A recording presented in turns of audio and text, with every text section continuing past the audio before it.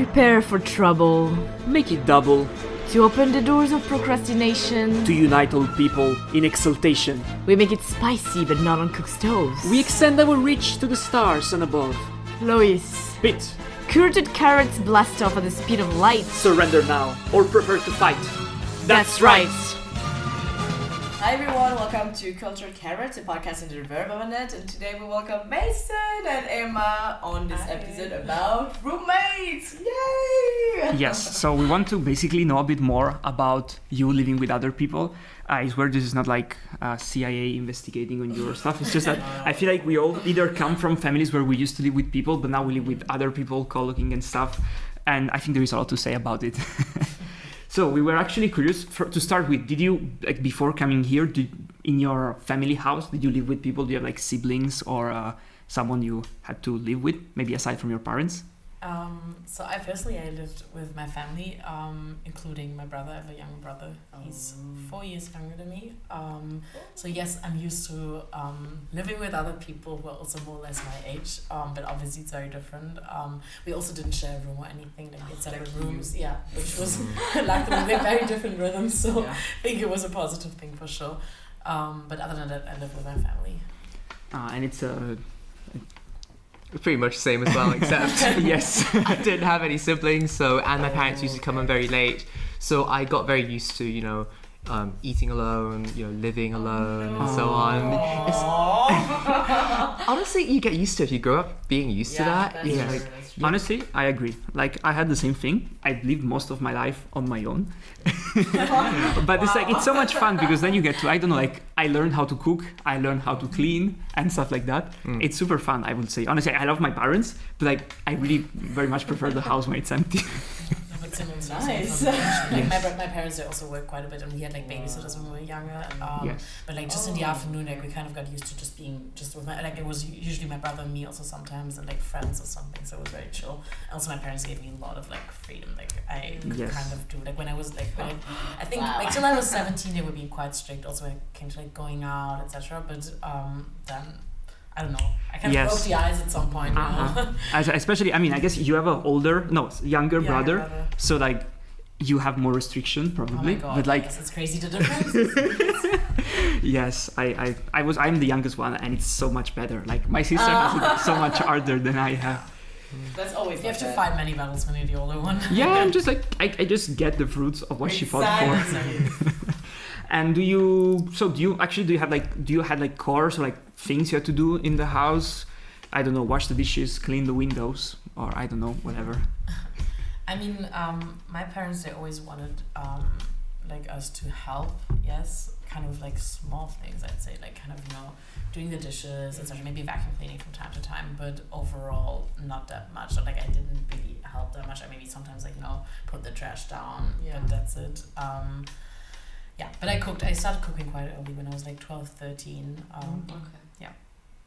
Yeah, no, in Hong Kong, it's having hired help, domestic helpers is super common. So I didn't have to do many chores because nobody else in the house did, and so obviously Hong Kong's set up very differently than most places in the West. With high-rise buildings, and life is generally a lot different. Also, I left home for the UK fairly early on in my life, so I wasn't quite at the stage where I was going out and going to parties and asking for permission quite yet. And actually, I'm curious about this. So you didn't do that much. And first things first, in your case, apparently everybody didn't do much. So I guess your parents were not expecting you to do more because there was just not much to do. Absolutely. But in your case, was it okay, I'm not doing things because I'm a rebel, yay? Or was it more about, just my parents don't expect much? I think it was more me being a bit lazy. It was not a very I wasn't trying to be a rebel or anything. I was just kind of trying. I was just a bit lazy. It's also very funny because every time I go back home now, I really do way more. It's kind of just it kind of comes more naturally now. I don't know because I obviously have to do the things here because I live on my own. But I feel if you didn't do something back then, someone was getting to do it instead of you anyway. So but now we have to do everything by ourselves, so I guess we're more used to it. It's more natural. And do you regret these things of not having done much, as in, because now we live alone, right? And I feel having to do things at your house teaches you how to do things for the rest of your life. And so maybe once you started living alone, do you feel like you wished you have done more so you knew a bit more what to do, like, you know, how to cook or how to clean or whatever? I mean, when it comes to like doing my laundry, I still suck at it. Like I still call my mom regularly. I'm like, how many degrees? Like which mode do I have to put on, etc. So I feel like that for sure. Like maybe I should have just like listened a bit more carefully. Maybe done it from time to time at home or while I was younger. But other than that, I just feel maybe a bit bad because I feel like my mom, she then like did quite a bit. I mean, we also had like some help like once per week. Like a cleaning lady came and she like help with that, but other than that, I feel like my mom had to do quite a bit. I feel a bit bad about that, but then other than that, I mean, I can cook, so I feel like that's kind of one of the essential skills you need when you move out. So. I agree. And yeah, I think I remember last year, this is a very small piece of gossip about Mason, which I think is very much fun. So I remember you were cleaning your room to leave out the apartment, and I remember you asked me how to use the wood thing you used to clean the floor, the scraping thing. Not the broom, the other one. The one you like, the mop kind of thing. Mop? And I think it the was mop kind of thing, okay. And I remember like it was fun because like you were a bit panicking because the lady, at least I don't know about you, but like our cruise lady she was crazy. Like she was like, I was at Jonathan's handover of the keys and she destroyed him. Like he was like I was scared.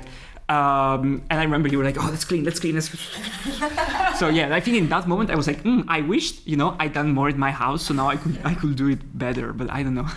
Yeah, it's interesting because like having a mop is something that like you kind of don't really necessarily think about until you have to do it, right? Because normally it's a floor, you use a broom and you sweep all the dust off, and then if you spilled something, okay, you get a towel and you clean it. But mopping and stuff like that, that was something we did at home. But in boarding school, all the rooms I was staying in, they had carpet. So a mop would have been pretty disastrous to use in that situation.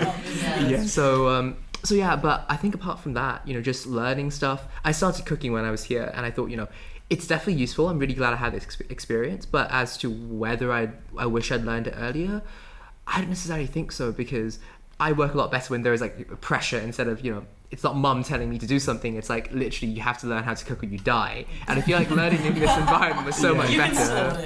Yeah. Yeah, and I think honestly, learning how to cook here, it's a bit more chill because you can mess up. No one will ever know, right? Unless you make no one judges you for it. Exactly. Yes, I've cooked some stuff that I'm scared of ever doing stuff like that again. At least you had the basics before coming here. Like me, literally, I knew nothing. But I was really surprised how some people really they don't even know how to cook pasta. And I was. Sorry. Really. So one of my flatmates, she doesn't cook, like not properly. She just like the max is like baking maybe fried eggs. Like that's it. Okay, I see. Gordon Ramsay. Just still usually. And Pete, I remember you taught me that when I first started cooking, I would do everything by the recipes, right? I'd like measure everything out and something like that really? With a stir fry, and you were telling me like, what the hell's wrong with you? Just chuck it in. That's what people do, and thanks for teaching me that. Oh, thank you very much. No, I remember actually last year was super fun because it was the group of us. And I think we all came from different parts of the world. So for example, I have no idea how to cook rice or fried rice, stuff like that. Because I mean, honestly, my mother, she's never cooked rice in her life. Except for risotto every once in a while. But aside from that, it's something you really don't eat in Italy. And I was it was with Mason and you with your hair fryer. And we were trying to do the stew. I remember once we tried to do this roast thing in the... And it's we all exchanged with each other. I think it was fun, kind of investigating a bit learning how to cook. It was a fun experience. And I mean, actually, you mentioned before you attended boarding school. And I think it's kind of a step towards living on your own, but not really, right? You were still in between. How was it? Did it prepare you for living alone after? And how was it? I think there were certain aspects that definitely prepared me for living alone. There were certain aspects that were completely unrealistic, and it was very much, a problem that existed only in boarding school. So I think there's some things that, being away from home, for example, I was 6,000 miles away, exactly. And, you can't, if you lose something in your room, you don't know how to find it. You can't call your mum and go, where is it? Because you moved in and everything. But I think there's other things that are completely, they exist in a vacuum, my school was super strict, and my teachers would go like, you can't go out unless you're with another student. Oh, you can only really? you can only get one takeaway meal per day and stuff like that. And so basically it was super unrealistic, so we had to break rules, and it was almost like it was pretty much ridiculous because we were like, exactly, it was like you had The rules were made so exactly. What was the rule you broke the most? You were like, I don't care about this. Let's go for a curfew, I pool. guess. Oh, curfew you couldn't, because they would lock the gates at 9, and then after that, you were stuck outside because like a Okay, thick fair wooden door. You can't really break that. Was it in the UK? Yeah. It was in the UK, yeah. You never did quite strict. Absolutely. Oh. I think the biggest rule I broke was on the weekends, because we couldn't go out for more than 3 hours, I think. There was teachers exactly. Was it like boarding school or like a prison or something? It looked like a prison, honestly. It could have been. Are you sure you were not arrested for something? Well, it felt like I was, permanently. Honestly, like the food Were wasn't there, very like, good. punishments? Detentions, but See, that's a prison. Like, I mean, more than this. yeah. Did you have a lot of things to do in the boarding school or not? Because like us, we were literally in our high school and like we had like sport facilities and things like that. Like we had a pool Yeah. or like we had a So good. Yeah, it was really good. In theory, we had the facilities, but because we were so few who were actually boarding on the weekends, they wouldn't open them because Okay. it costs money and stuff like that. Yeah. So they would say you've got like massive swimming pools and it's open for like 1 hour every weekend and stuff like that. And they would force us to do boarders activities, and you had a list of grand total like 3 activities to choose from. And I was like, I want to do yoga, but I don't really want to do like long distance running on a weekend, right? Like that's not what I do. No, I would not see you do You that, wanna do honestly. yoga? No, absolutely not. Yeah. I see. So, and I was told by you before that there is like this amazing thing that they do the laundry for you in boarding school. Yes, they do. they do. That's that I would like that, honestly. It's very Yeah, helpful. they clean your room for you. They do your laundry. They take away your trash. Yeah, they cook for So you. a mix of a prison and a hotel. Yeah, that's Yeah. kind of. Although I think they more prison-like. I mean, they do like. I mean, do you do your own laundry in prison? No, I I don't know. that's I actually so, never yeah. thought about that. Yes. No, but then actually, yeah, I think honestly, like laundry is one of those things. Yeah, I would like other people to do for me. I have this like all my clothes are slightly tinted of yellow from somewhere. I don't know So then where. the white t-shirts, they're not white anymore. Like you Yeah. just have this like beige Gray touch. pink, gray. Yeah, you know, it's a vibe. It's a Yellowish. vibe. And have you actually ever lived, like aside from boarding school, have you ever lived alone on, like before coming here? I've been told a very cool story, so I want to hear about it a bit more. I mean, yeah, I did, because I mean, after I finished school, I took a gap year, which is quite common in Germany, and I did an internship in Hong Kong. So I lived like just for like 1.5 months or something. So I lived there on my own. It was kind of like a serviced apartment, so I had my like own apartment / room, because Hong Kong like apartments are tiny, but they also had some common areas. So that was kind of the first time I lived completely like on my own, which I think was quite challenging at the beginning, because you have to like, I don't know, especially like when it comes to cooking, also eating regularly, kind of cleaning, especially the bathroom regularly, etc. So that was quite challenging at the beginning, but I enjoyed it overall, I'd say. Like I didn't have huge problems with it. And then I also like, that was the first time I lived on my own, and then I also went, like I spent like 4.5 months in Tasmania, which is, for those who don't know, it's Australia, but it's like an island which is part of Australia. It's an Australian state. It's in the southeast of the country, like an hour away from Melbourne. And I stayed with like friends of my family, but I didn't know them before I went there. And I stayed there, like I was supposed to stay only for 2 months, but then COVID hit, and we were kind of in lockdown for like another 2 months, 2.5, and we stayed in like their hotel. So I was basically living with a family which wasn't my own, which was kind of a weird experience, because you get to know them so well because you spend so much time together, and also in terms of how much you actually help in the house, etc. Obviously I don't know, to me it was way more than I would have done with, like, maybe because like family. it's like random people hosting you for free. Exactly. And was it? I mean, it was not really a house, right? It was a hotel. No, it was a hotel, exactly. Because we, like at the beginning we stayed in Hobart, which is like the capital of Tasmania. It's still tiny. They have like 100,000 inhabitants or something. And then like the actual lockdown we spent in like the hotel, because they own a hotel, so we spend it in that hotel, which is literally in the middle of nowhere. Like, it's like the closest village is called Swansea. It has like I think 100 or maybe 200 like people who live there, and it was like also 20 minutes away. So it was literally in the middle of nowhere, and the hotel is also very like spacious. So it was kind of like, you know, you have those like bungalows. So we stayed in one of the bungalows, but the thing is there were like no guests. Like it was just us and the employees, because they also live there. Since it's in the middle of nowhere, like where else would you live? So you just live in the hotel. So it was quite an experience. So yeah, we're chilling there. I mean, I was told of like stealing alcohol from the bar, maybe. Exactly. I really don't know what I did for like. I mean, I stayed there for like 2.5 months, and like now in hindsight, I'm just like, wow, what did I do? That's the dream, you know. Go there, chill for a while. Yeah, we cooked like in the hotel kitchen, and the thing is, they had so many like groceries, and they also kind of had to like close from one day to the other. Like it was super unexpected.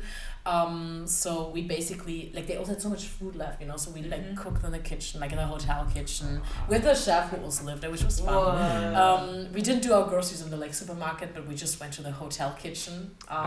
So honestly, yeah, cooking in a hotel kitchen is like the dream. It was fun. It was so much fun. They have so many like different like utensils. It was cool. And really gigantic pots and ovens. Exactly. It's so cool. Yeah, here the three of us actually been to a big kitchen like that. So yes, I think it was one of the coolest experiences, and I envy that a lot.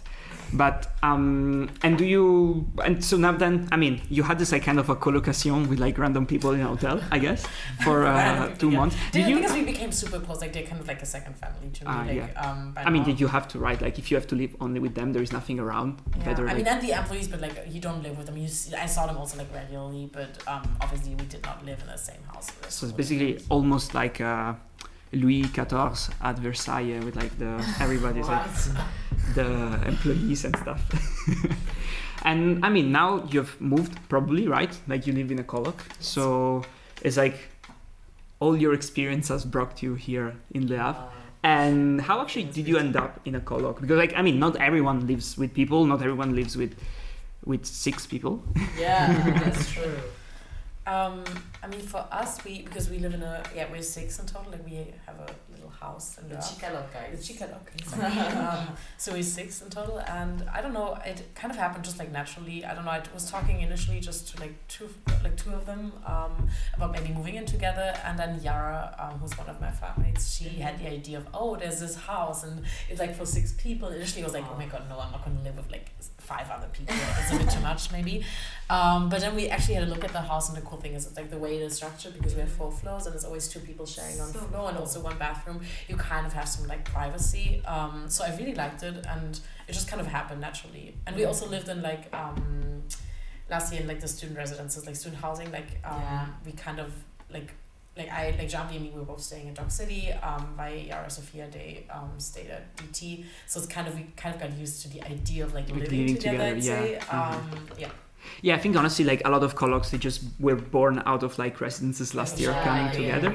And then we have a biblical story, actually, the genesis of the Mason colocs. Well, actually, I think first of all, it's a story of betrayal, actually, because I know we lived together last year, Pete, with Syrian and Kaya, and I kind of left you guys to yes, I know, pursue a different coloc story. The scar is still bleeding every time I see you. I'm like, no, Mason, why don't you live with us? I know sometimes I look back at it and I think like, what life could have been. But honestly, even after that, because I think when I said, when I told you guys I'd made alternative plans, those were, different alternative plans. I think those were 2 sets of alternative plans before my current arrangement. And how it started was, it really quite is biblical, as you said. How it started was, I talked to a 3A, Rhubarb, and she told me, actually, I'd love for you and Pre's one of my colocs, to take over our apartment right now, because I just thought it'd be really nice to, pass on the legacy and so on. And I was like, okay, but Pre's in a different arrangement at the moment. And I was in a different arrangement as well at the same time. But so, a few months passed, and, circumstances changed, and thankfully me and Pri were able to, get something going with Alessandra. But at the end, we didn't end up going with the Rebarb's apartment, which is really, really tragic. Sad. Yeah, but I do have her to thank for now we're in a different apartment who the previous occupants of which we also were very close to, so that was really cute. Such a nice story, ending well. Everybody lived happily ever after. Absolutely. I hope.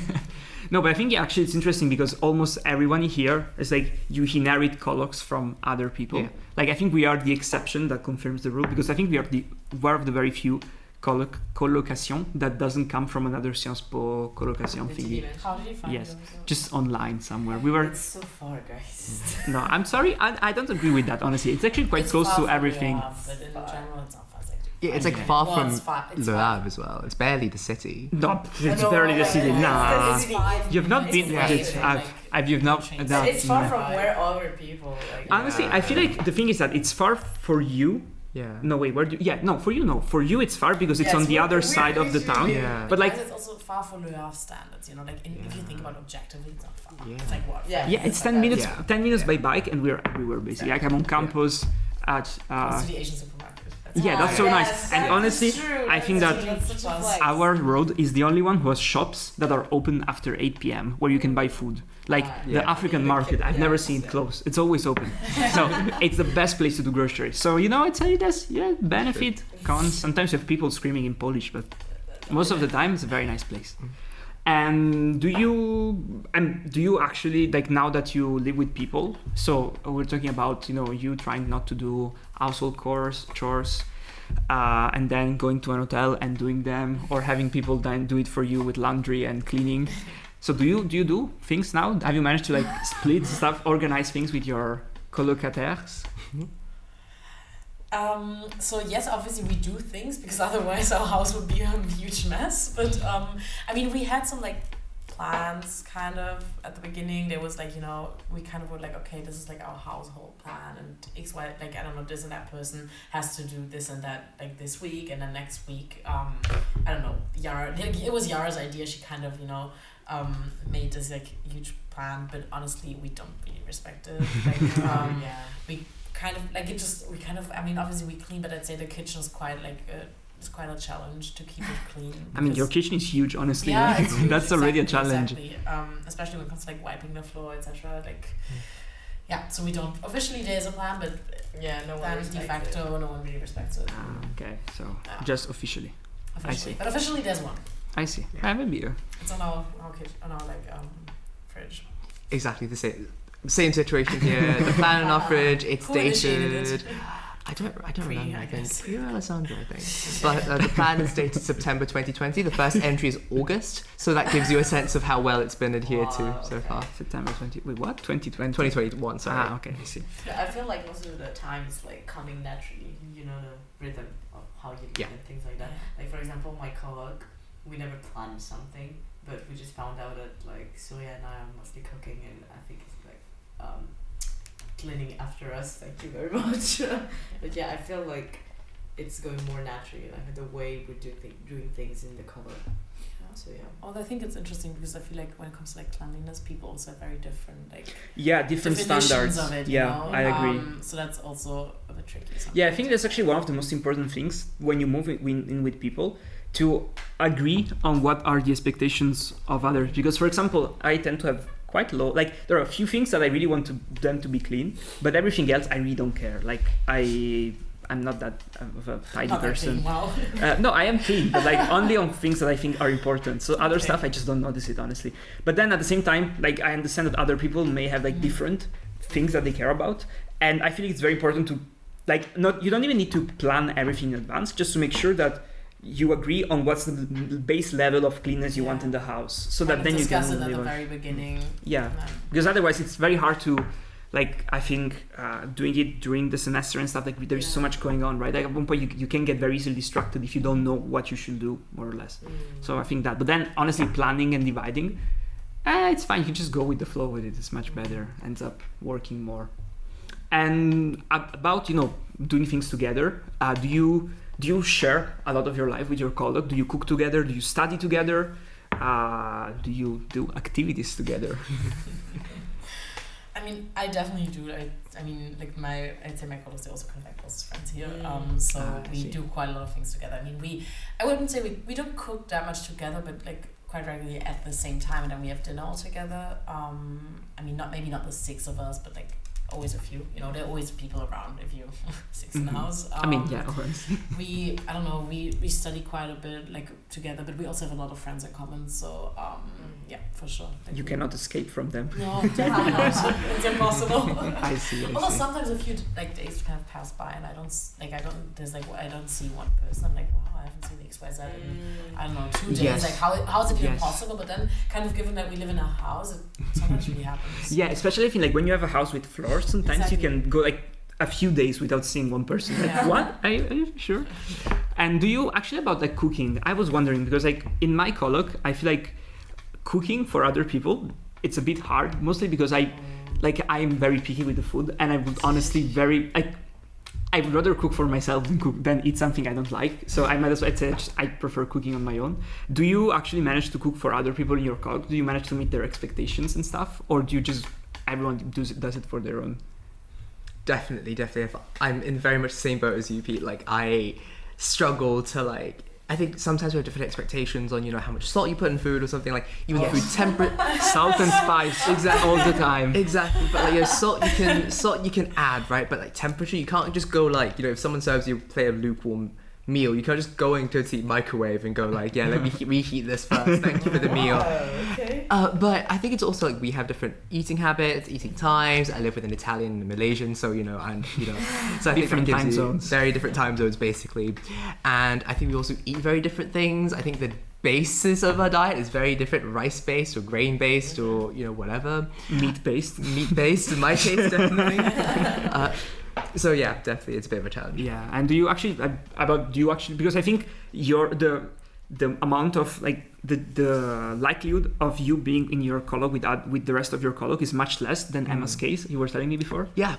So yeah, I think we have very different life schedules, patterns, and actually we have a term in the house we just yell full house whenever 3 of us are here, because it's actually it's been quite a rare occurrence. I think it started off when I think one of us had to go to the campus often to use the campus Wi-Fi, and then another of us had a legal competition, and then I'm personally someone who I've discovered ever since moving in that I actually really like working on my bed. So whenever there's a deadline, I just shut my room and I go on the bed and stuff like that, and it was super, super comfortable. And obviously when I'm in my room, working in your bed. if there's a deadline coming up, you can't be sleeping. So Honestly, yeah, I feel like the bed is much more comfortable than the wall of DT and the floor with your hands. Oh my god, I remember last year it was just some random person's room in DT, and it would be 4 Yes. of us, just working. Every place, the bedroom, the floor, Just the floor, yeah, you the can use the counter, floor, whatever, the yeah. bathroom. Yeah. I remember there was this period last year before the PI exam, and my room was so cold. It had never been that cold, and I moved. Yeah? Huh? Didn't you have a heater? No, but it was not heating because it was not strong enough because my room was both 2 sides were outside, Yeah. so 2 walls were dead cold, so it was super cold. And I remember I moved my desk in the bathroom and turned on the heating in the bathroom and then closed it, because the bathroom is much smaller and the heater is 3 times as big as the one I have in the other room. So then the room gets much hotter, and I was there doing my stuff. You need to adapt, I think. It's a struggle. And yeah, so full house is actually something that's quite rare. Yeah, relatively. Okay. And do you have one activity or a few activities, maybe tradition or maybe involuntary tradition, something that you end up doing together quite often with your colleague? Yeah, as for sure. I'd say, I mean, at the beginning, especially in the first semester, we had quite a lot of brunches together, especially on Sundays, Saturdays. Yeah. That kind of became a thing, but also more naturally, was not we planned it in that sense. And by now we kind of have these very lazy Sundays. You just you sleep in. I don't know. Sometimes we also just stay in our rooms, but we're kind of all at home, which also doesn't happen that often. Usually. And then we, go for a walk, we have some tea, we sit in the kitchen, we have our little gossip sessions. Ooh, the gossip So- session, that's so nice. Yeah. Yes.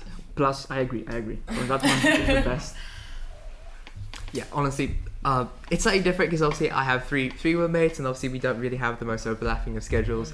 So, yeah, honestly, I think one of the activities we used to do was just have dinner together, and I think that was that happened reasonably often. And then it started, nights get longer, school starts to kick in, your commitments get heavier and heavier, and slowly it becomes more of a rare occurrence. But I think one of my favorite memories was when 3A results came out and they were celebrating, and I came home and they were all dancing and they were all like celebrating because they got into it, they wanted to go, and that was super, super nice because I was like, okay, this is like a moment where we were just like having fun, just the three of us, and finally we were together as well, which definitely helped. So, Oh, nice. Full house. full house. Yo, so do you and I mean, honestly, there are a few things more I think we would like to know, but we're running out of time very soon, so I will just skip to the fun part. I mean, I think all the episode was fun, but like this is like the last part of the episode is supposed to be a bit more fun than anything else.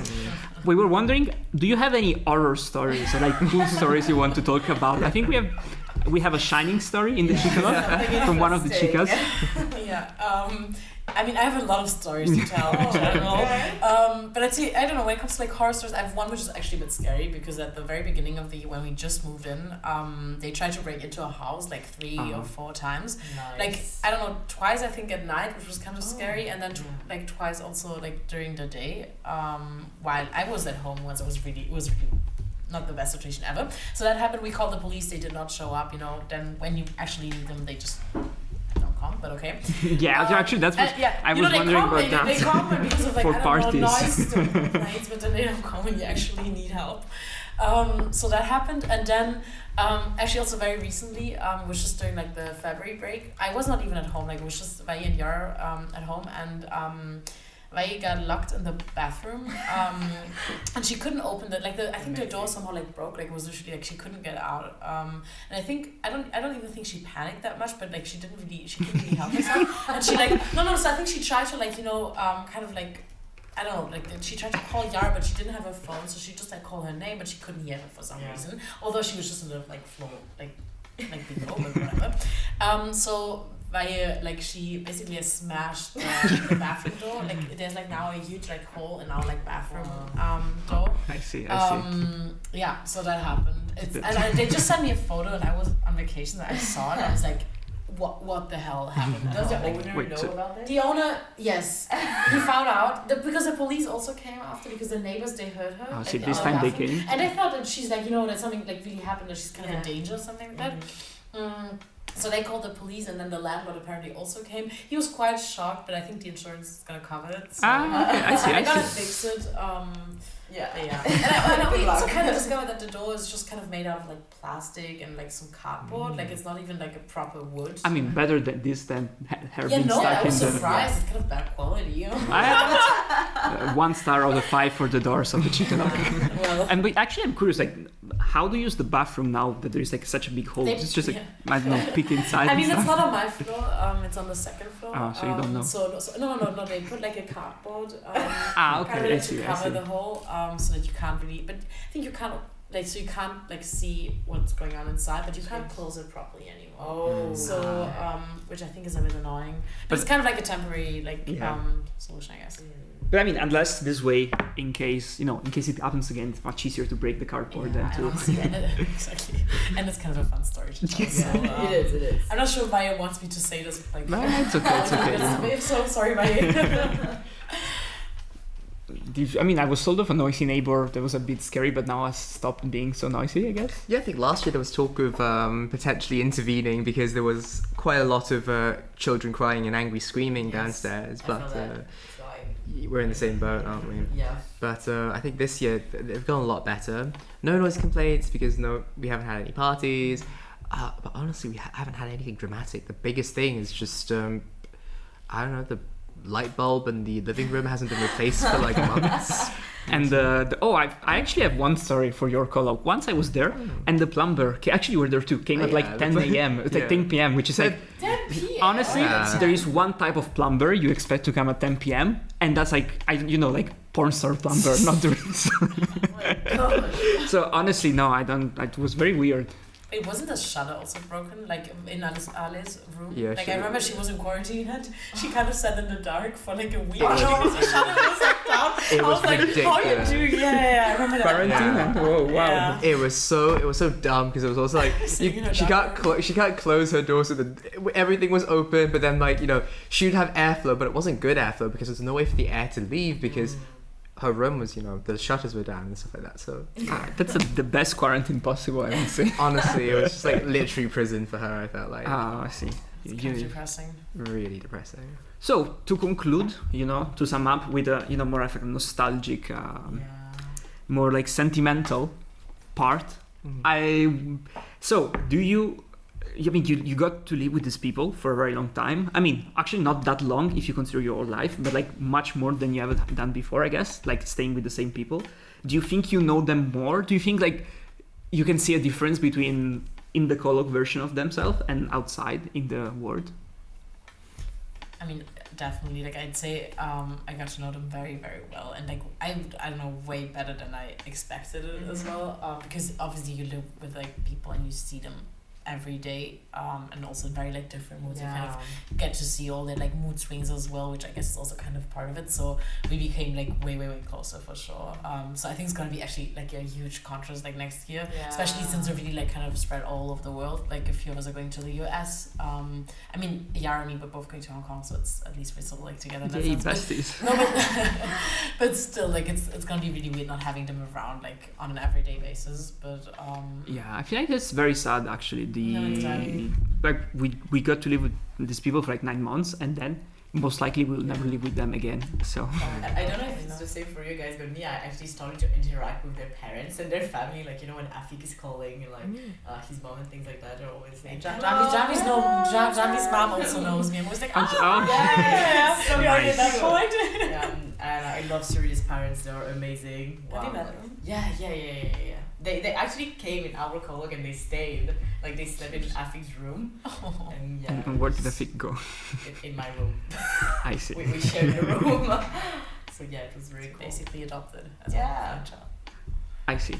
Very good.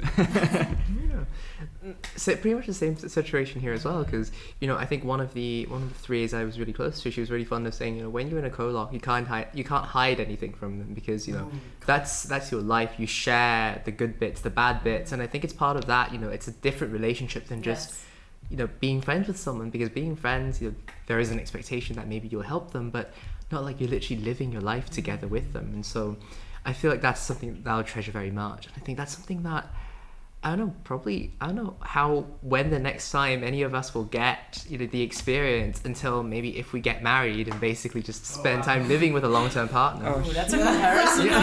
wow, that's far away. Very far away. Okay, so with this like final quote that we can Kolok equals marriage. yes, Get there you married, go. guys. We can post this, on Verboman, and Kolok equals marriage. Question mark? Question mark. Yes. So thank you very much for being here, for having shared a bit about your, Kolok life. It was very much fun to have you and to learn a bit more, because I feel like there's a lot of stuff that like we each live our Kolok life, but at the same time I feel like there's a lot of actually it's very similar, honestly, even though it's personal, but it's quite chill to talk about it. I think it's nice. Thank you very much, and you can find this episode as always on the podcast or on the video on YouTube as well, if you want to see the pretty faces of our guests and our faces as well. We have as you know we have the prettiest boy on campus here, which is Mason, of course. So just go on YouTube. And thank you very much. See you next Wednesday as usual. Bye bye. Bye guys. Bye.